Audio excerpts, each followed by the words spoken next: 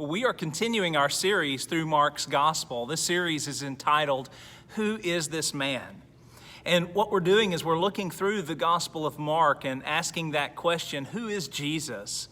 And Mark, really, with his Gospel, sets out to explain to the reader exactly who Jesus is. He begins his Gospel at verse 1, the beginning of the Gospel of Jesus Christ, the Son of God.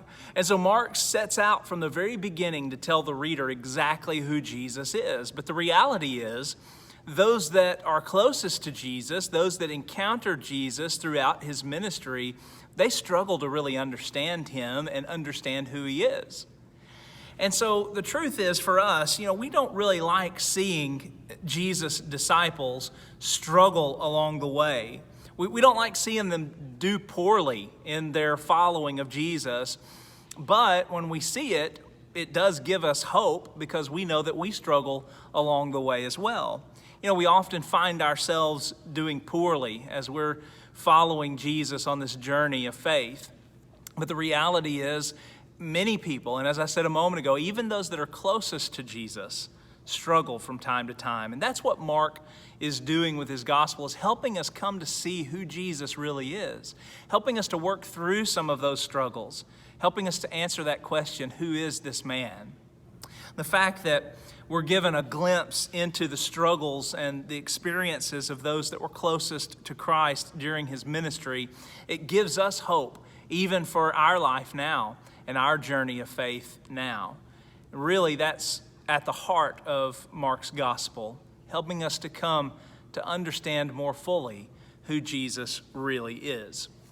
Now, if you go to Mark chapter 8, in Mark chapter 8, at the very beginning, we see the story of the feeding of the 4,000. Now, this is very similar to the feeding of the 5,000, where Jesus, with a very small amount of food, feeds a large amount of people. I want to begin reading, and we'll read the first 10 verses, beginning in chapter 8, verse 1. In those days, when again a great crowd had gathered and they had nothing to eat, he called his disciples to him and said to them, I have compassion on the crowd because they've been with me now 3 days and have nothing to eat.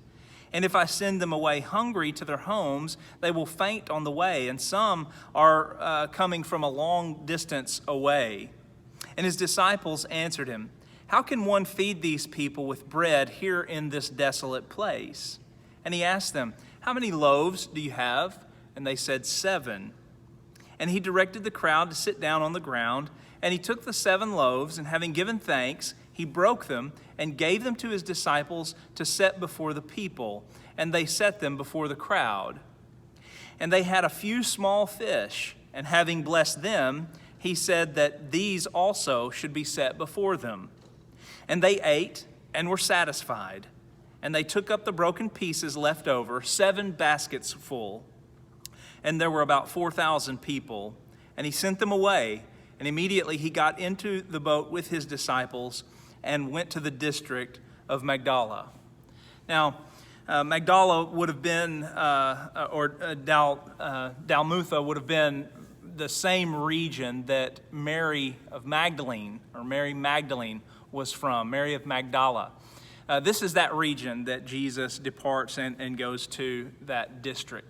Now, the story, again, we see that it looks very much like the feeding of the 5,000, the very small portion of food that is used by Jesus in a miraculous way to feed a large group of people. Now, we're not really sure what it looked like.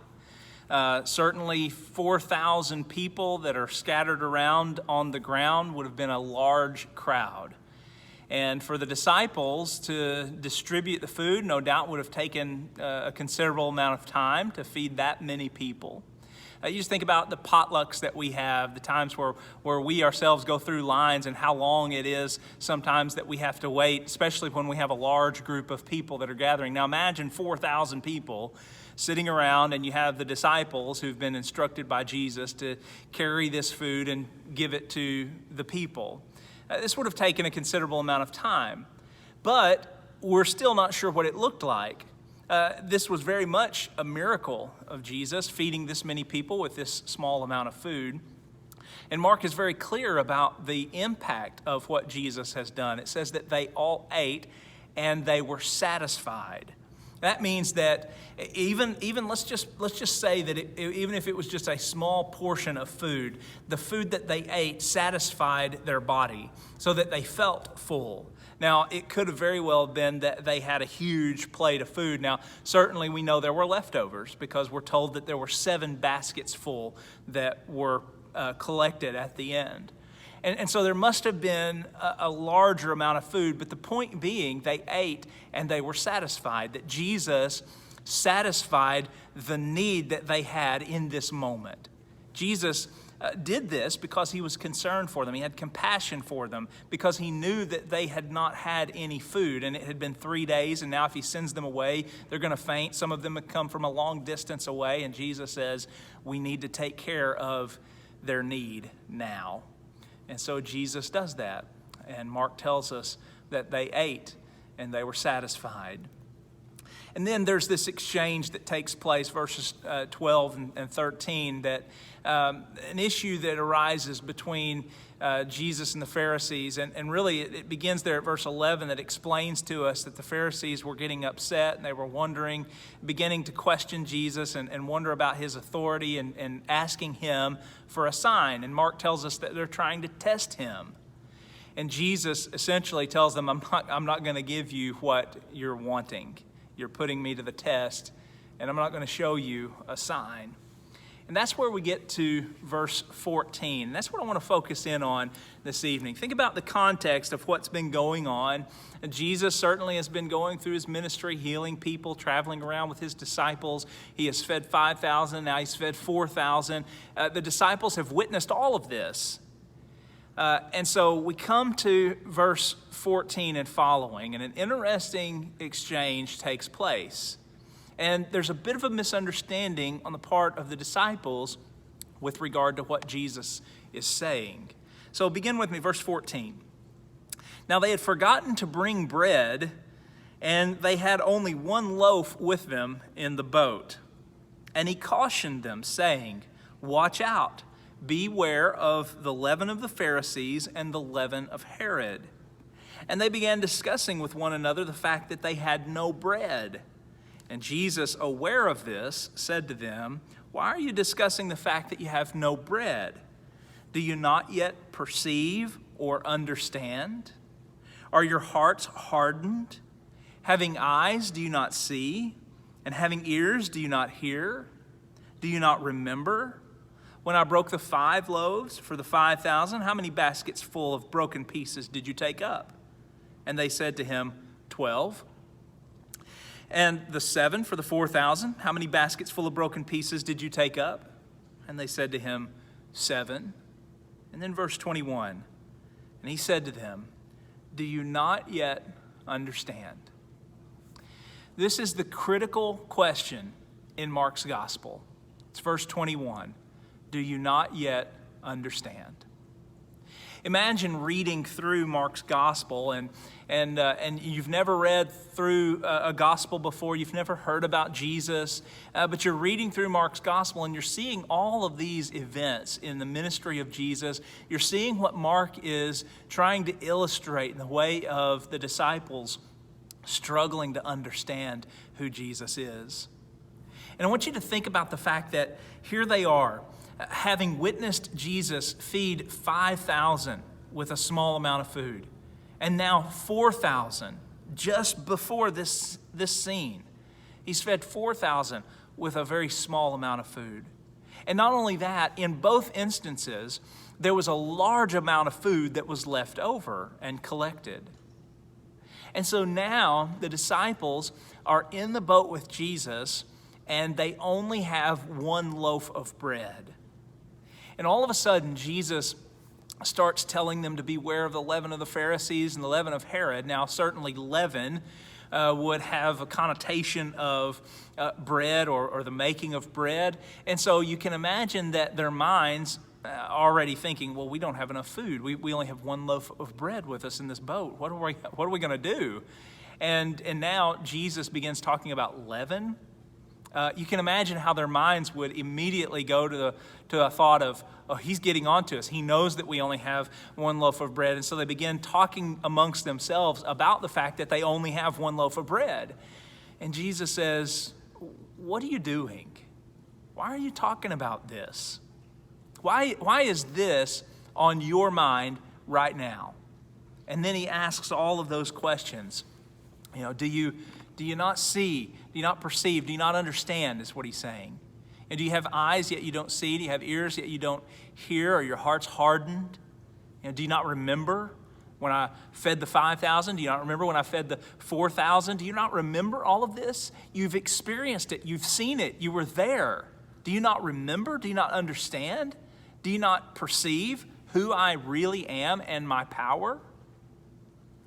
And so they answer those questions to Jesus, and that's when that question comes back to them in verse 21.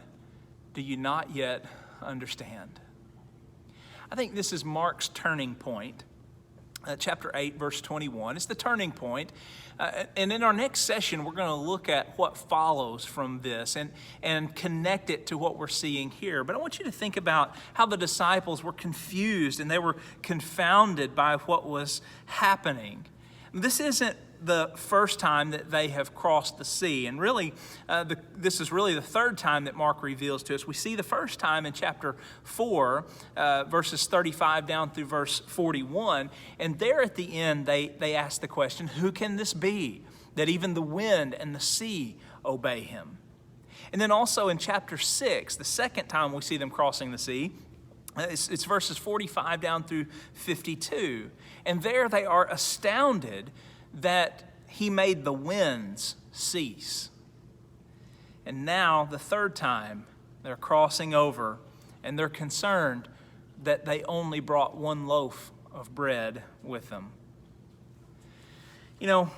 This issue of leaven, Jesus speaks of the leaven of the Pharisees, and when he does this, I think he's referencing what took place there in chapter 8, verse 11. That says, the Pharisees came and began to argue with him, seeking from him a sign from heaven to test him. And it's in that context that Jesus is telling his disciples to beware of the leaven of the Pharisees and to the leaven of Herod. Now, the last mention of Herod was Jesus being mistaken for John's return from the dead, where Herod believes that this is John's return. But no one seems to really comprehend Jesus' ministry. And so Jesus is telling the disciples in the boat with him to beware of this attitude or this way of thinking that the Pharisees have, where they are demanding a sign because they really have trouble believing who he is. And so those questions that come again, do you have eyes yet you don't see? Do you have ears yet you don't hear? Do you not perceive? Do you not understand? That last question in verse 21, do you not yet understand? That's the critical question. As we read through Mark's gospel, as we think about who he is, we have to ask ourselves the question, do I understand? That's what Mark is leading the reader to. Now, in the next section that we're going to look at, we're going to realize that what Mark is doing is setting up this transitional moment in the middle of his gospel, where we've witnessed all of these events in Jesus' ministry. We've witnessed the healing. We've witnessed all the miracles. We've witnessed him feeding people on whom he's had compassion. And we've witnessed the disciples over and over again struggling in their faith, struggling to understand fully who he is. And then Mark's going to say, okay, here's the reality. This is what needs to take place. It's an important question that we must ask. Do I understand? The truth is, we're challenged and we struggle along the journey, just like those that were closest to Jesus. And for them, witnessing those things, I mean, we look at them and we think, how could they not understand? If I were there, if I were living in that time, if I were following Jesus in that moment and I witnessed those miracles, man, I would believe, man, there would be nothing that could change my faith. There would be nothing that could cause me to struggle in my understanding of who he is. But the reality is, we can't really say that. We watched those that were closest to him, those whom he called.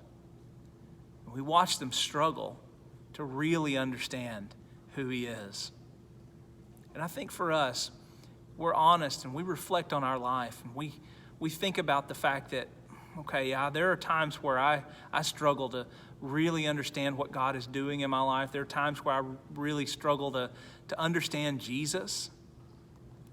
We'll be honest and we'll say, I need to dig a little deeper. I need to allow my faith to grow more. I need to seek a greater understanding of him. And it won't be so much a discouragement to us, but rather Mark's gospel and the fact that those that were closest to Jesus struggled, that'll give us hope as we continue on this journey. The truth is, we are called to follow Jesus. We're called to be like him. We're called to be his hands and his feet in this world that desperately needs to know who he is. But if we don't really understand, if we don't fully comprehend who he really is, how can we share that with someone else? The challenge is there for each one of us to come to a deeper understanding of Jesus. But that's going to take diligent study. It's going to take us over and over again coming to see who he is, studying and reading and understanding better these experiences that people had with him and watching Jesus as he responds to those around him. And when we do that, our faith will continue to grow. I believe that we will have a greater understanding. And even though we won't be perfect, we'll be better equipped to help others come to know who this man is.